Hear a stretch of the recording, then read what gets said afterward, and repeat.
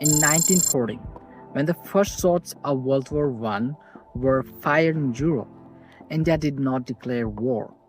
India was not asked. As a colony of British Empire, it was simply pulled in, quietly, automatically, without debate. At that time, India was a land already carrying the weight of foreign rule.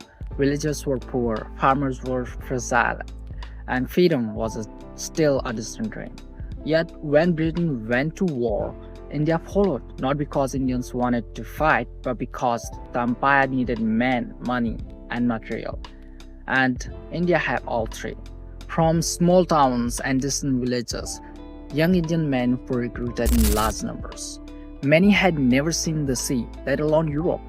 They were told they would serve the king, that their loyalty would be remembered. Trains carried them to ports, ships carried them across unfamiliar water, and soon they found themselves in muddy trenches in France, burning deserts in Mesopotamia, and cold mountain passes far from home. They fought bravely, often without understanding why the war was being fought at all. While Indian soldiers bled abroad, the war reached home in quieter but deeper ways.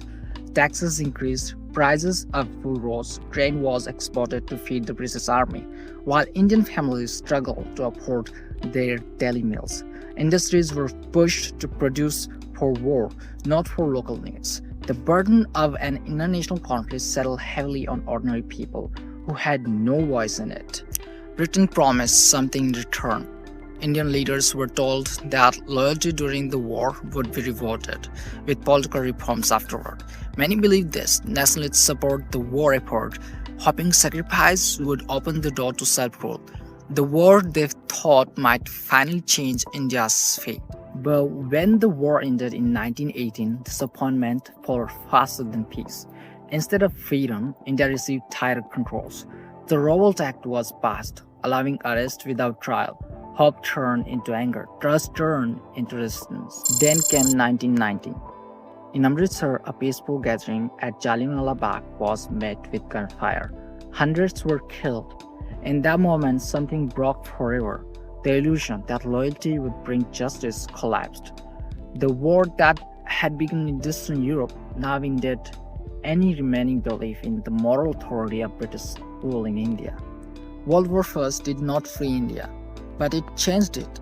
It exposed the cost of empire, awakened political consciousness, and turned Christian reformers into determined nationalists. The war planted seeds that would grow into mass movements, non-cooperation, and eventual independence. India entered World War I